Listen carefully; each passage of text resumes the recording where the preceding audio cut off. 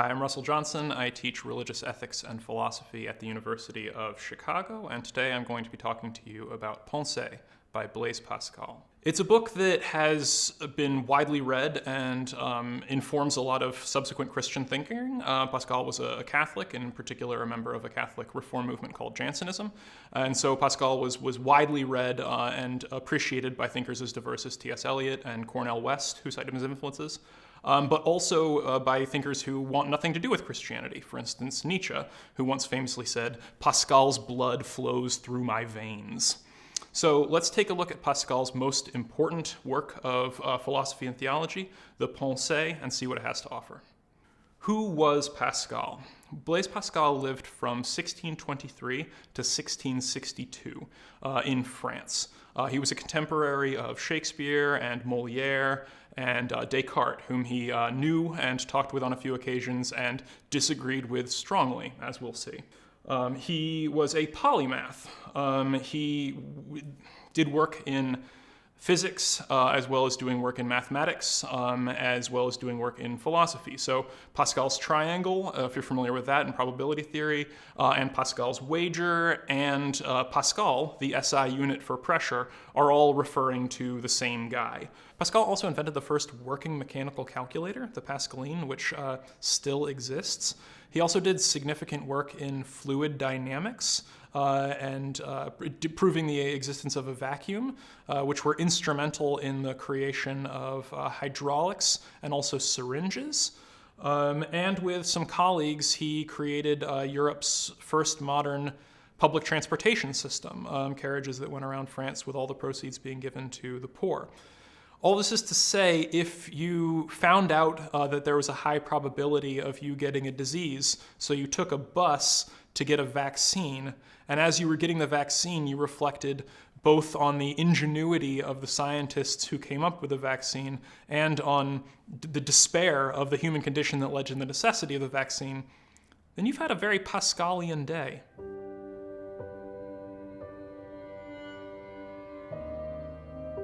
So let's take a look at the most important book that Pascal wrote, although to call it a book is somewhat misleading.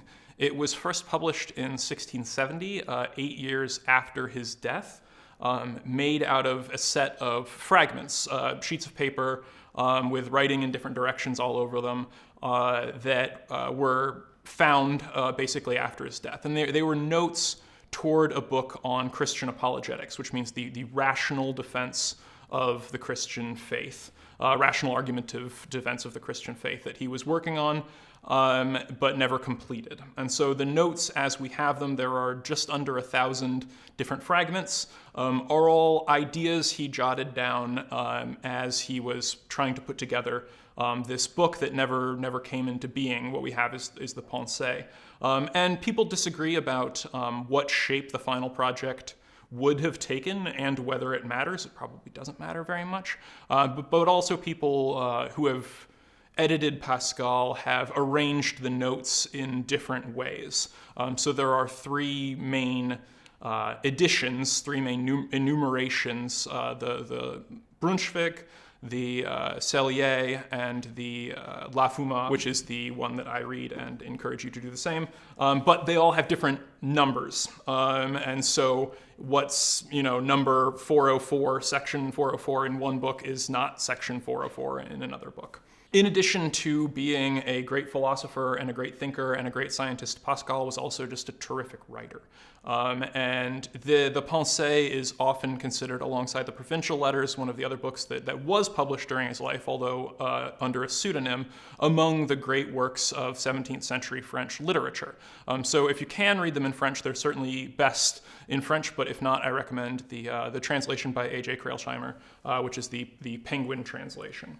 You might not, however, guess that it's one of the great works of literature just from picking it up and reading it. As I mentioned, it's a set of fragments. It takes a little bit of interpretive work to make sense of not necessarily how all of these fragments would have fit together into one book. I don't think that's the right way to read it, but to see what work each of them does as we follow really a mind at work. I mean, we're seeing the creative process of Pascal drafting and coming up with ideas that he thought would be helpful in bringing readers to the point that he wanted to bring them to, and helping them achieve the kind of encounter with God that Pascal wanted them to have.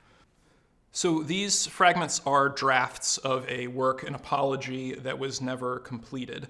So again, they're in a different order. Don't read too much into why does this one follow this one, why does this one follow this one. Around the first third of them, he did arrange a little bit, mostly topically, but even then, again, unlike some more heavily edited aphoristic works, we can't read too much into the ordering.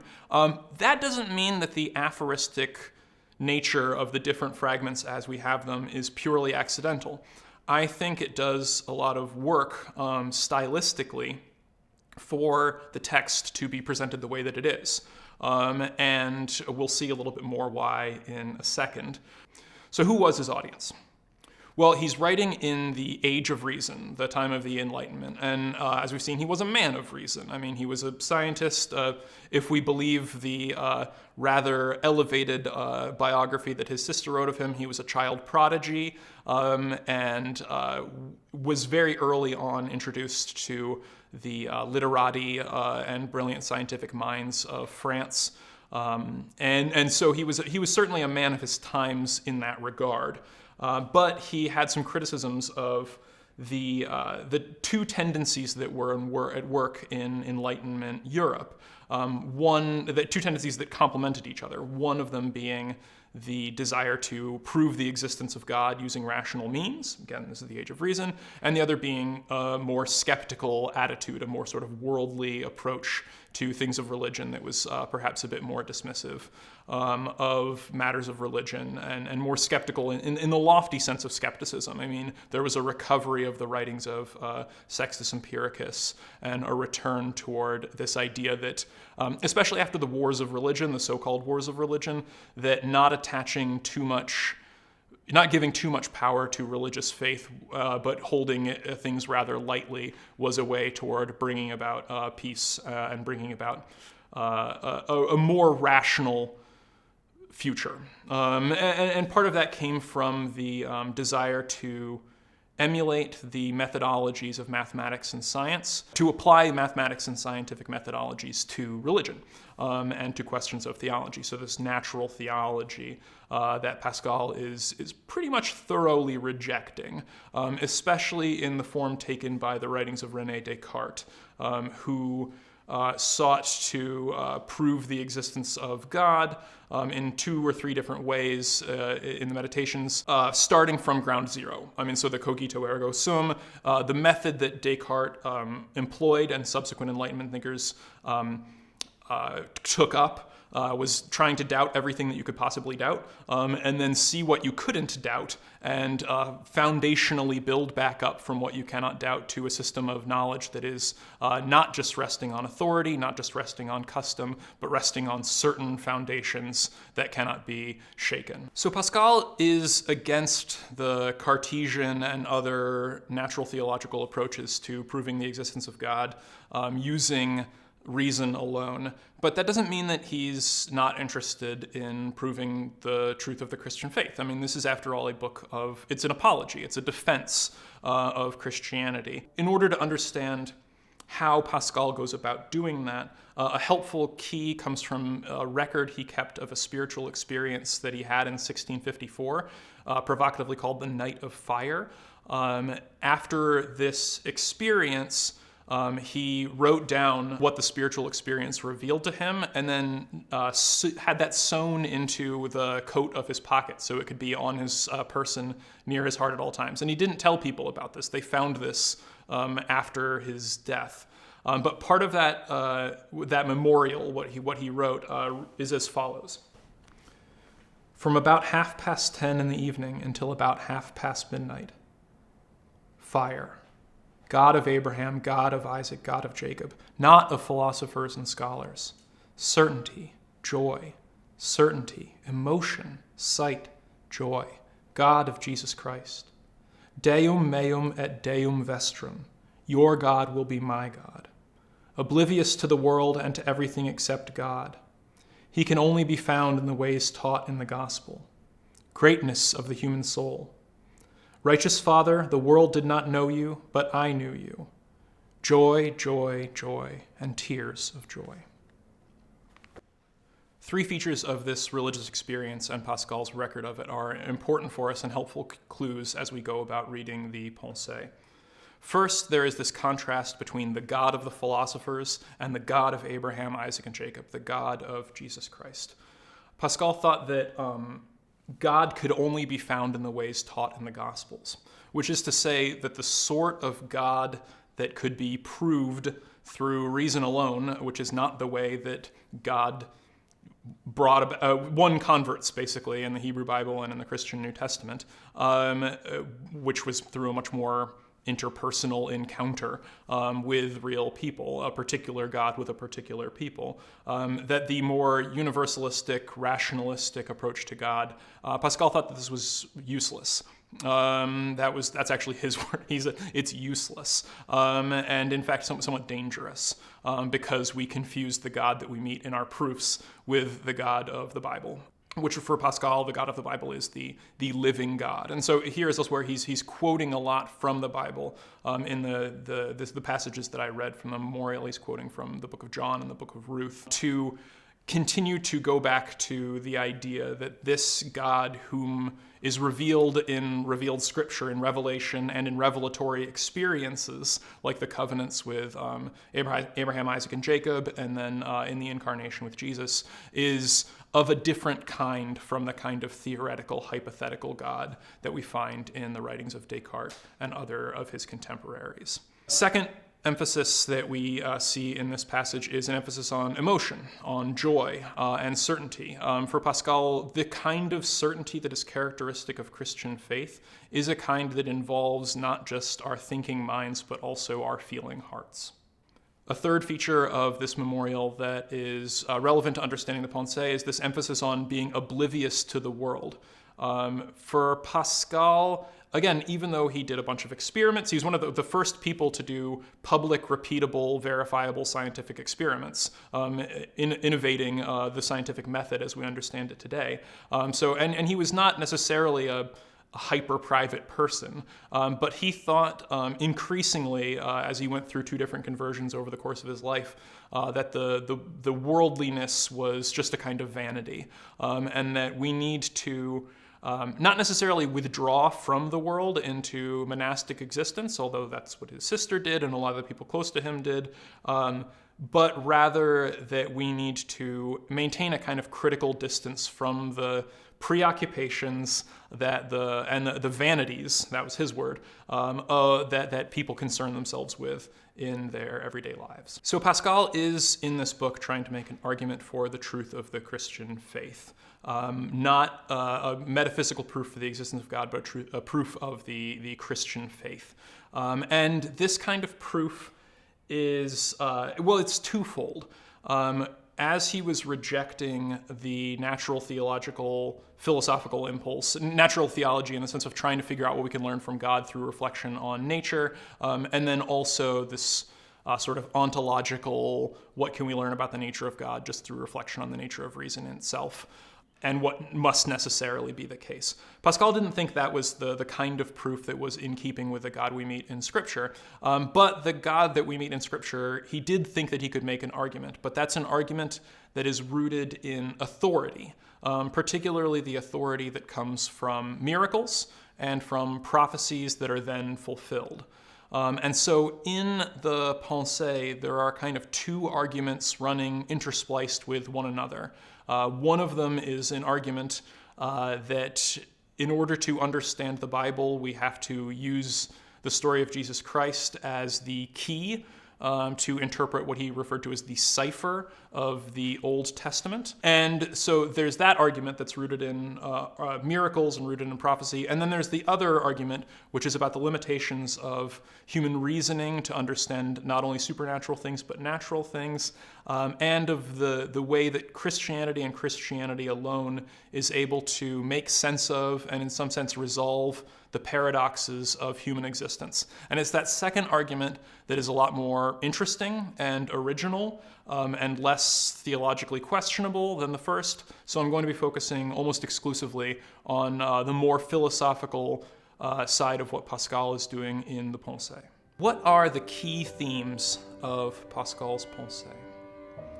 The first one that we need to understand is the dual nature of humanity. This is incredibly important for understanding what Pascal is doing in these different fragments. There are two facets of what it means to be a human that are in competition with one another, and he used the word contradiction even to describe these. So on the one hand, we have a sense of truth and the need for truth, and we have a sense for a kind of happiness that we long for. And on the other hand, we know that we do not attain that truth. Our best insights don't live up to our highest standards for truth. And the same could be said of happiness. We want happiness, and we can't not want happiness, but we're aware of the fact that we fall short of it, and even the happiness that we fleetingly achieve, we know that it's going to be falling away, and that ultimately we too will die. And so these two tendencies, there's no way to resolve them for Pascal, and this is the fundamental nature of the human condition. He writes, "Civil war in man between reason and passions. If there were only reason without passions, if there were only passions without reason.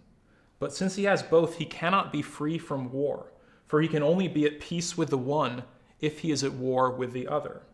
Thus he is always torn by inner divisions and contradictions."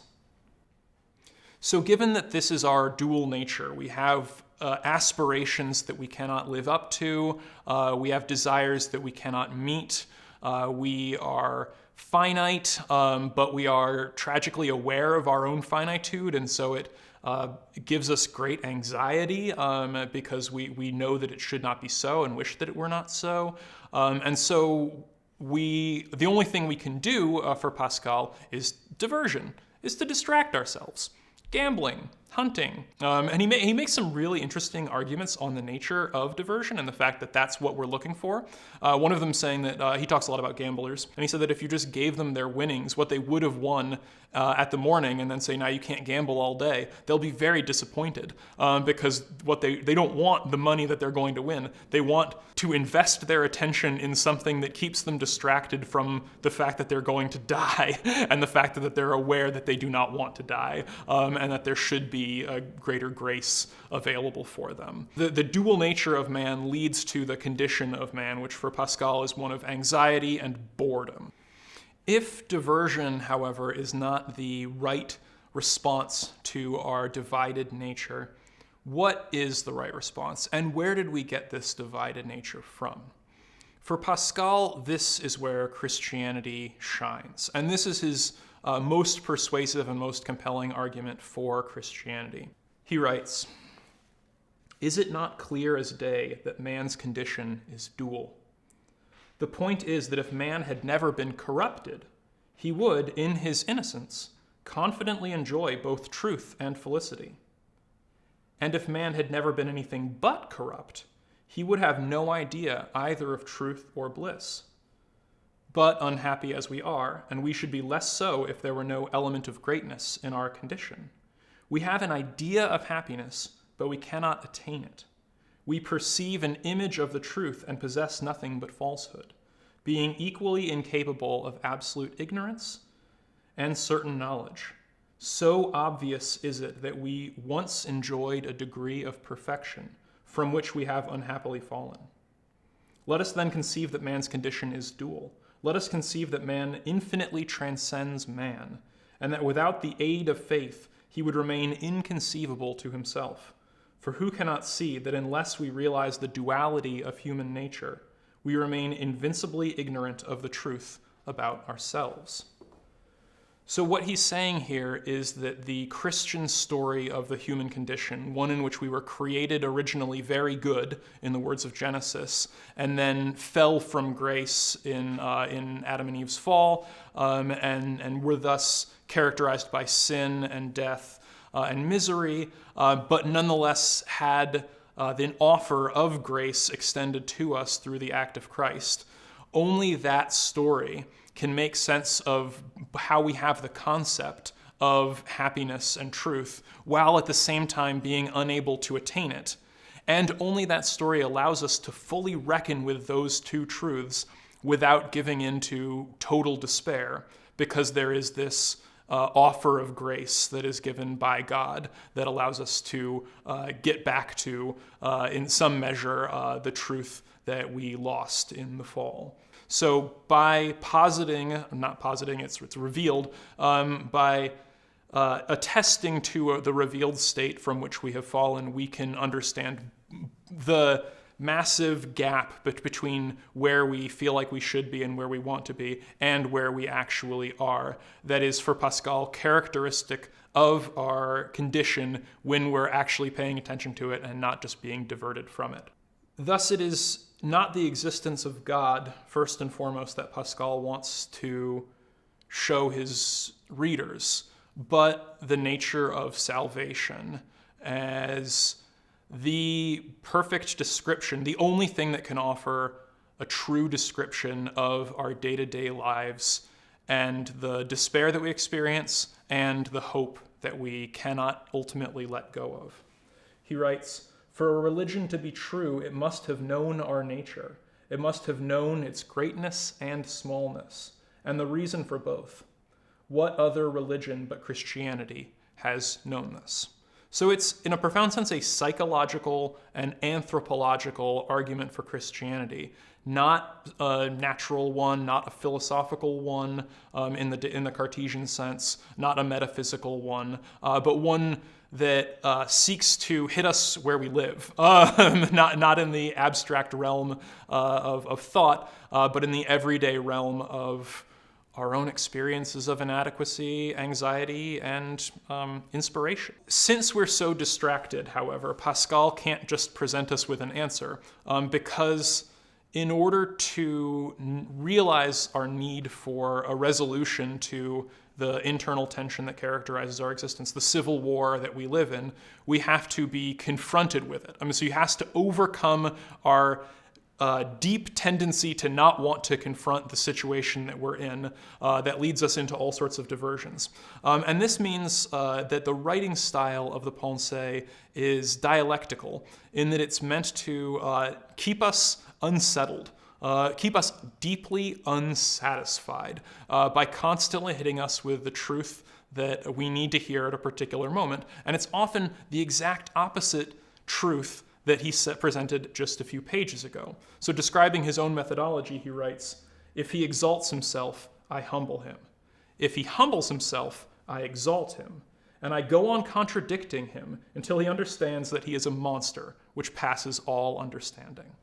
That is the best way of characterizing what it's like to read the Pensées. The moment you exalt yourself, you are humbled. The moment you humble yourself, you are exalted. He talks of humans as being like a thinking reed, who, on the one hand, we are a reed, the weakest in nature, and everything can kill us. We're inferior to all of the other beasts. But on the other hand, we have a superiority to all of the other beasts because we know ourselves. We are capable of thought. And so even if the whole universe destroys you, you are greater than the universe because you know that the universe is destroying you and the universe itself is not capable of such knowledge. So he's always dialectically, which is to say a back and forth that gets us somewhere we could not have gotten without that back and forth, keeping us on our toes. That can be best seen in this justly famous passage. And as I read this passage, I want you to pay attention to when he uses positive descriptions for humanity and when he uses negative descriptions for humanity. "What sort of freak, then, is man? How novel, how monstrous, how chaotic, how paradoxical, how prodigious. Judge of all things, feeble earthworm, repository of truth, sink of doubt and error, glory and refuse of the universe. Who will unravel such a tangle? This is certainly beyond dogmatism and skepticism, beyond all human philosophy. Man transcends man." That mention of dogmatism and skepticism, those two philosophies, dogmatism also, he talks about it in terms of Stoicism, can be found throughout, because he thought that these were the two greatest philosophies of antiquity. Stoicism having a very lofty view of humanity, one rooted primarily in our capability to think and to detach ourselves mentally from the phenomena that our body are experiencing.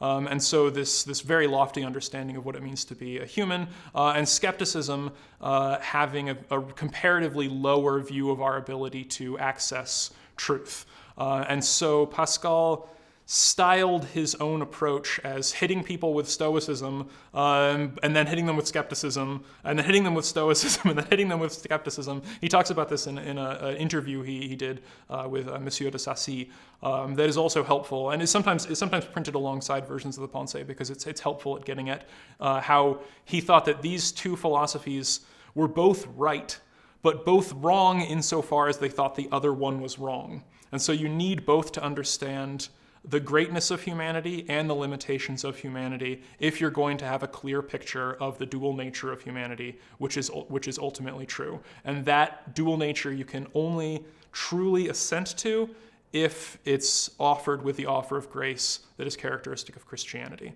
That's the kind of apologetic that Pascal is offering. Only through something that is revealed in Scripture, can we then put together the pieces of ourselves that otherwise we couldn't see how they could possibly fit together. But then once we do see how they fit together perfectly reasonably. It makes sense. I mean, so it's not against reason so much as it is showing that there's a kind of reason on the other side of revelation.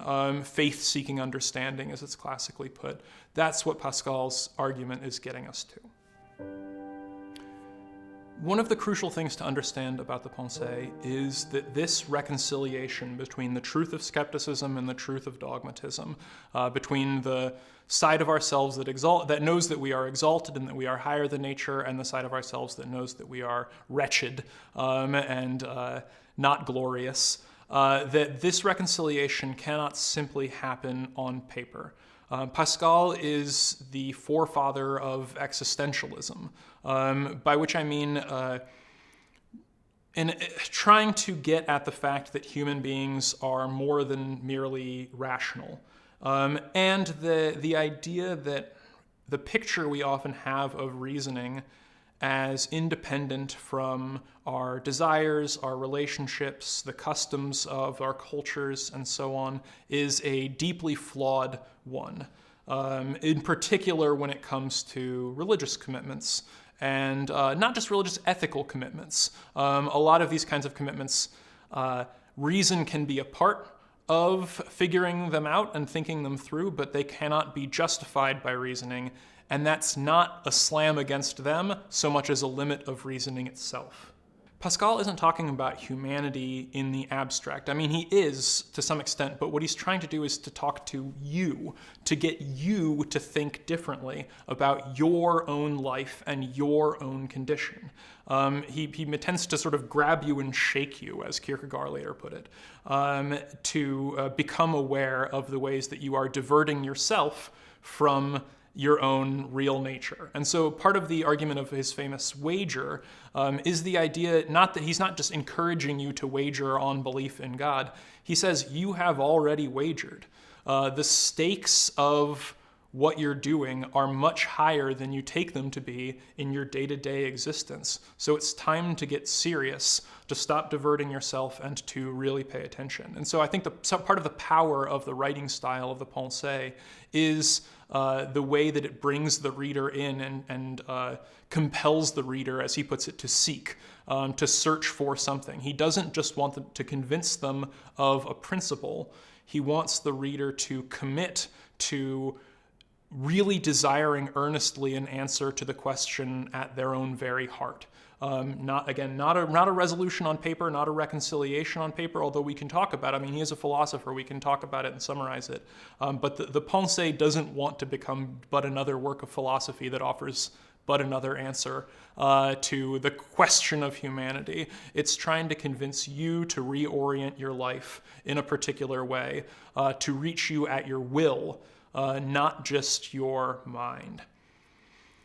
This is especially the case for Pascal because of what he took the nature of faith in God to be, as not a matter of intellectual assent, as we would assent to the truth of a proposition like Ottawa is the capital of Canada. Faith in God is not primarily intellectual assent to propositions, though it involves that. It's a kind of wholehearted investment of yourself with the one who has extended grace to you.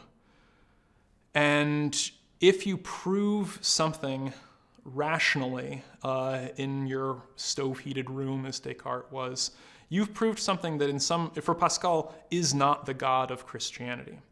And similarly, if I try to talk to you about God, and I'm not talking about a being or someone who transcends being that confronts you with your own sinfulness and wretchedness, but nonetheless offers a grace that you did not deserve to you, and a being that is a God that is known through history, through the covenants that this God has made with the patriarchs and who is incarnate in Christ, then I haven't spoken to you of God. I may have spoken to you of a God, but not God, not the God of Abraham, Isaac, and Jacob, the God that Christians believe. A lot of apologists would grant this point and say, nonetheless, well, we still need to establish the existence of God before we can get into the specifics of God, the God that the proper God of Jesus Christ that Christians worship. And Pascal says, actually no, because what you're doing is you're creating an idol.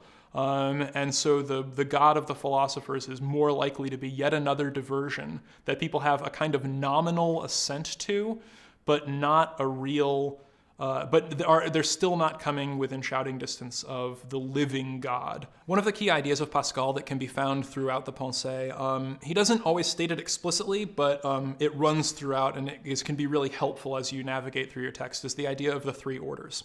So this is three different kinds of realities, three different kinds of existing things that are each apprehended through three separate faculties that we human beings are capable of. So three different ways of making sense of things with three corresponding different objects. These three orders are the order of custom, which Pascal also refers to through talking about the body or habit. He calls it the machine.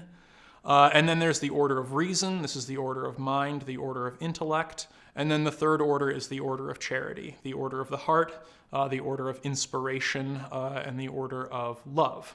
So one way of thinking about this is that those who have greatness according to custom, according to the body, so people who are especially wealthy, especially attractive, kings and princes who have their greatness according to custom, no amount of that kind of greatness is going to be able to have them recognize those who have greatness of the second order, which is to say greatness of mind.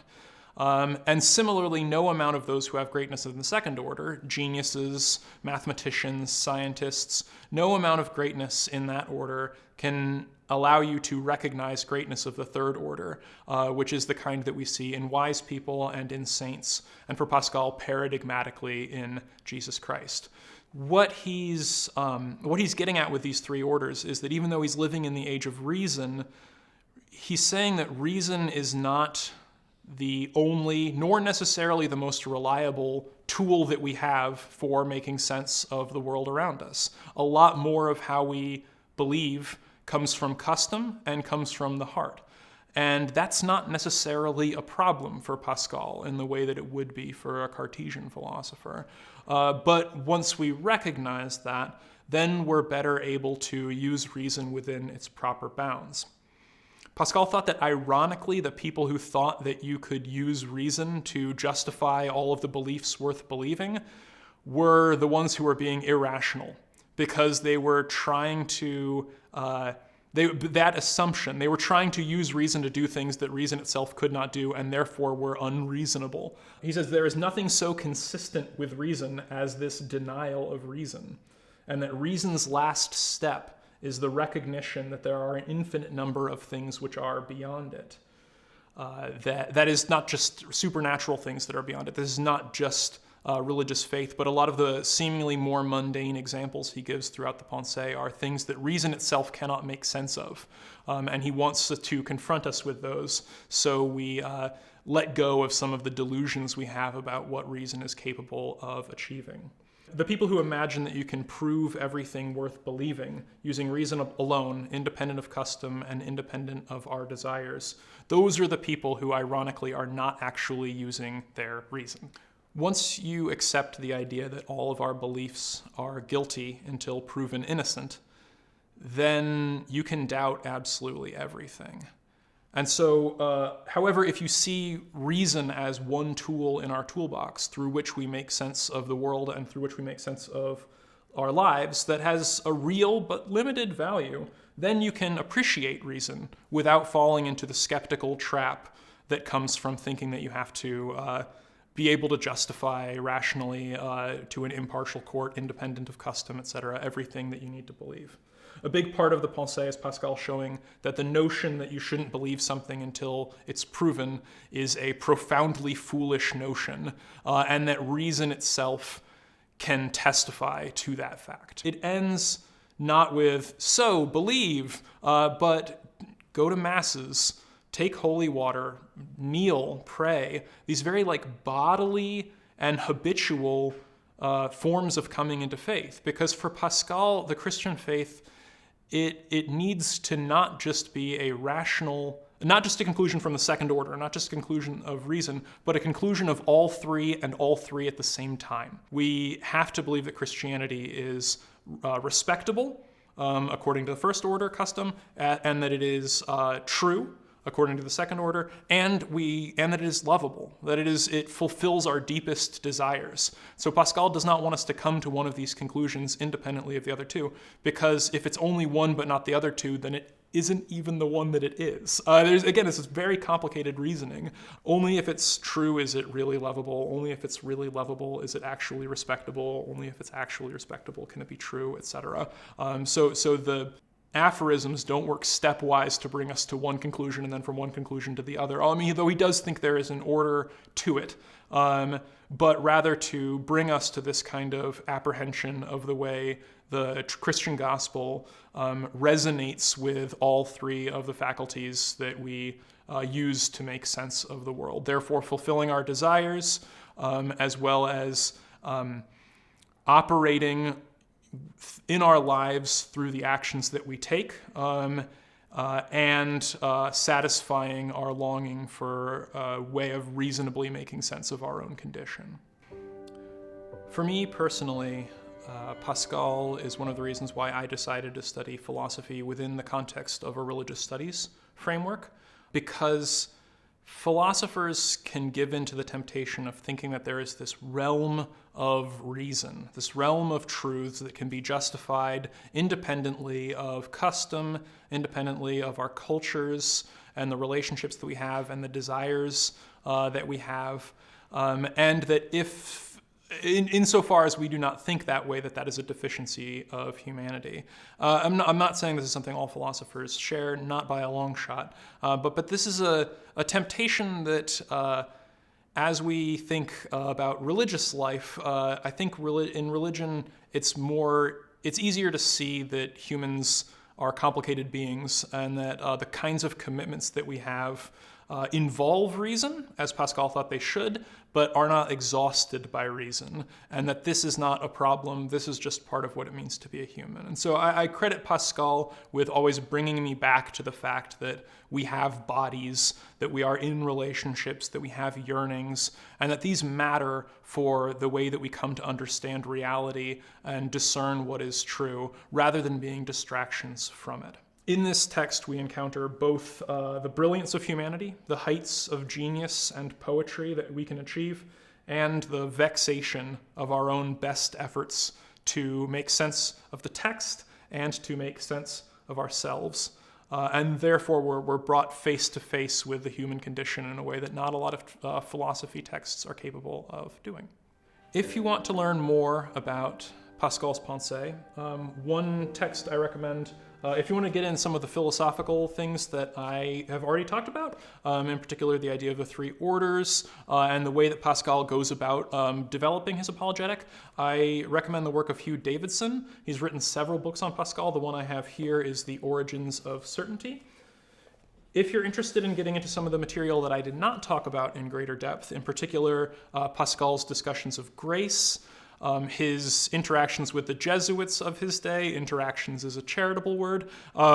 Deeply satirical and bitter recriminations of the Jesuits of his day and the excesses of their pastoral theology, as well as some of the stranger things that Pascal says about Jews in the Old Testament. I recommend the excellent book Why Read Pascal by Paul Griffiths, a former professor here at the University of Chicago.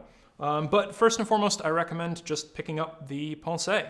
Just pick up the Pensées and just read it. And if you get stuck on something because it's confusing, then just keep moving. And if you get stuck on something because it's arrestingly profound and beautiful or depressing, dwell on it and let Pascal bring you to the sort of place where you have to come to terms with who you are. And that's going to be an enriching experience for your mind, for your body, and for your heart. These books and hopefully this video will help you understand some of the trickier bits of Pascal, but there's no real replacement for just picking up the book and reading it. I'm sure if you read it, your experience will be profoundly unsatisfying, and I mean that as a compliment.